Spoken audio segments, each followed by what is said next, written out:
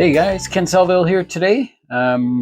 Just inspecting some plants in the plant room, and I have to do this about once a month. I have this just nice little work table here, and I've got a Lazy Susan going here where I can just put my plant on, give it a little turn, and really check it out. I like to be at a low stance, so I just have a little stool here, keeps me low, so I'm looking up at the plants. A lot of insect problems you'll see will occur on the bottom sides of the leaves. And so this is one of the easiest ways just to have an inspection. And right here I see a little bit of soft scale. I'm just going to pick that off. And I have mostly gone over these plants, but I'm sure I'm going to have to go over them a few more times. This is also a good opportunity when you're in this situation to wash the leaves of the plant. So you can get in and actually give them a nice washing, wiping just with a wet cloth. And that's where if you ever get any spider mites or any little crawling scale insects, that sort of thing, starting to happen, you can just give them a wipe and that pretty much eliminates them. So good plan to do that. But this has to be checked on a regular basis.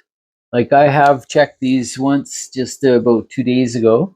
And you'll find that even though I did pretty thorough inspection, that even today I'm coming back now and I'm having another look, and I'm definitely seeing a few more little scale insects showing up.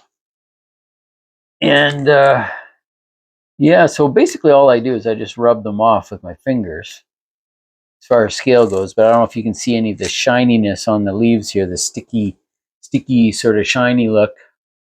I don't know if you can see that in the camera, but I'll see if I can get a close-up shot of it for you. And that would indicate that there are some types of insects there that are sucking the sap out of the plant and spitting it back out onto the leaves. But they're really, they excrete it out. And so the main two insects that do that are scale insects and mealybugs, and aphids do as well.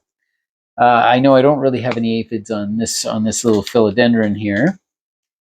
This guy is pretty good. He doesn't really have much on him.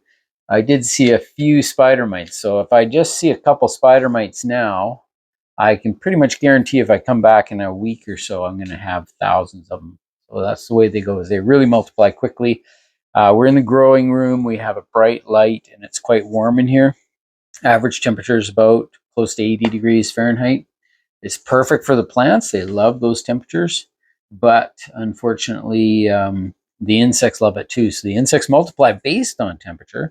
The higher the temperature is, the faster they multiply. And indoors, it's one of these things where we really run into issues with insects. So regular inspections are important. And this is where, again, this little tables really work fabulous for this situation.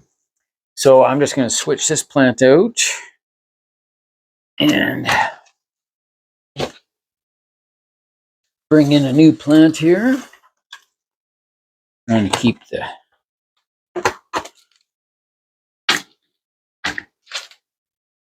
little dish handy.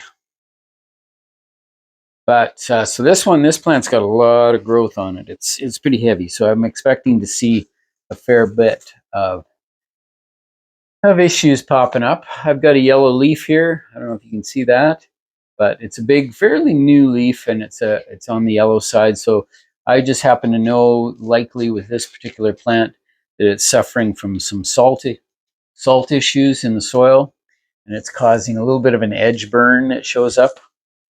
You will also find that with a lot of large leaf plants like the monsteras, they'll sometimes get a big spot, like a big black spot on the middle of the leaf.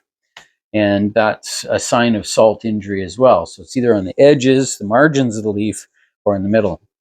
This one also has extreme alkalinity, just because that's the story of my life, is our soils here. Our soil and water is extremely alkaline and causes some stress to plants. This screws up their ability to uptake nutrients. So I kind of counterbalance that a little bit with acidic fertilizers. But, you know, while I'm in this situation, I can go through and I can pick off dead leaves and anything I want to do just to tidy up. I like being right down here so I can see the soil surface, looking for little insects and stuff that are climbing around on the soil surface, just sort of inspecting away. Checking all the stems. Stems on these green stems, this is where you're often going to see the actual scale insects, and the mealybugs will sometimes run up and down these stems. Scale don't really run up and down, but the little crawlers do. And they like to be on a real sturdy sort of stem or a vein leaf. Where you check is you'll check on the undersides of the leaves right along the edge of the leaf. And I actually see there's something here.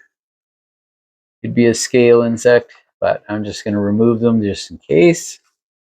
And I just use my fingernail just to run along the edge. But on any of these little side leaves or side veins or central veins, that's where you're going to find the scale insects, usually along those edges. And the spider mites are usually right down the bottom out in the open part, like between the veins. And again, I'm seeing a little bit of sticky sap here. I actually found a little mealybug here. I just squish them with my finger when I see anything. Mealybugs becoming a fairly big issue. Their populations are really growing. Here you can see a lot of minerals, water minerals on the leaves. And again, that's because of our alkaline water. Anytime we splash water on anything, we get lime deposits literally on the leaves. So that's where, again, cleaning the leaves once in a while is a good plan. And on this Lazy Susan here, it's ideal. It's super easy to do. So again, I have a short stool so I can get down below here and fairly easily spot and identify some issues. And I'm going to keep this leaf. I see there's some issues there. Show you that. And yeah, a few little things showing up here and there. So from the standpoint of bringing, like a lot of my plants that are in this room live outside all summer. And in the wintertime, I just bring them in. So I like to provide them with a little bit of a Hawaiian environment here with the bright light and the warm temperatures. So yeah, they do really well in here. They actually just start growing like crazy because the conditions are so good. The issue again we have is our water supply is not very good. We don't feed very much in the wintertime. About maybe once a month is about all they need. And not really particular about what kind of food. But yeah, very nice little plants. These are super easy and super fast to grow, these philodendrons. So I'm just going to set this one on the ground. It's going to get you some more pictures of that one. And just a little prayer plant here. I just do the same thing with this one. It's fairly easy to get into little plants as well.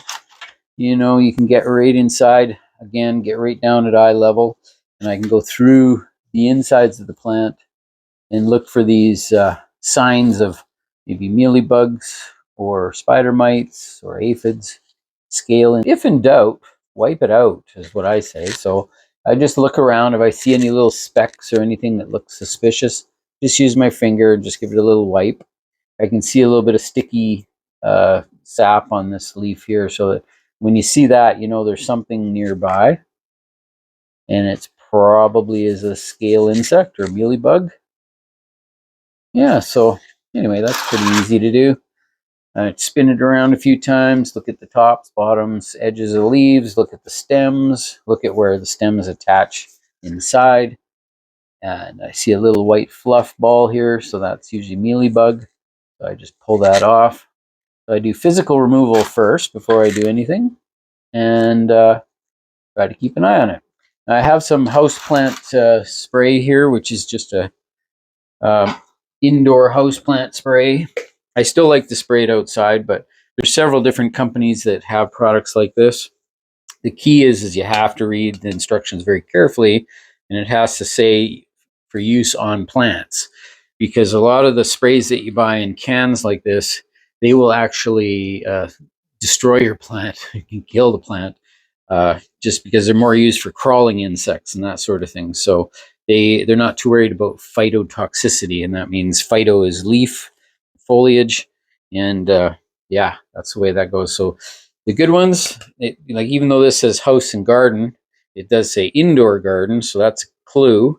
But I still need to read the fine print, and it does on this one say house plants and on directly spray directly on foliage. So that's what we want. So yeah, so there you go. The other part about having your plants right close like this, it is an opportunity to give them some watering. So you can, get some water into the plants. It gives you an opportunity to feel the weight of the plant. In other words, you're getting a real close-up view of what the plant is up to. And it's a time to get it all on track, give it the water if it needs it. If you have to check it for root rot, you just have to pop it out of the pot. So you can see lots of roots here on the bottom. And even these roots some of them are kind of burned a little bit from the air, but other ones are nice and white. So they're still doing okay. To get this one out of the pot, I actually have to pull the roots off like so. Squeeze the pot a little bit and then shake it out. And there we go. So it's looking pretty good. Not too bad. There are some white roots. You're always looking for white roots or fuzzy roots. It's indicating that it's pretty healthy. I can see there's a little bit of brown root on this side. Not much. It's just a little off color. So sometimes that's a symptom that plant's stressed out a little bit. But anyway, it seems to be okay. I always smell the soil. Like when I touch the root ball, I'll smell it just to see if it smells like fungus or anything like that. And it should just smell like fresh soil, which sometimes has a slight fungus type smell. But yeah, so that's basically it for today. I just wanted to touch base about these plants in the room and the Lazy Susan, and looking at plants up close. It's really important to do that so you can see what the heck's going on. So anyway, that's it for today. Thanks very much for all your support. Remember to check growercoach.com, and please like and subscribe if you can. It really helps the channel. Anyway, take care, guys. Have a good one.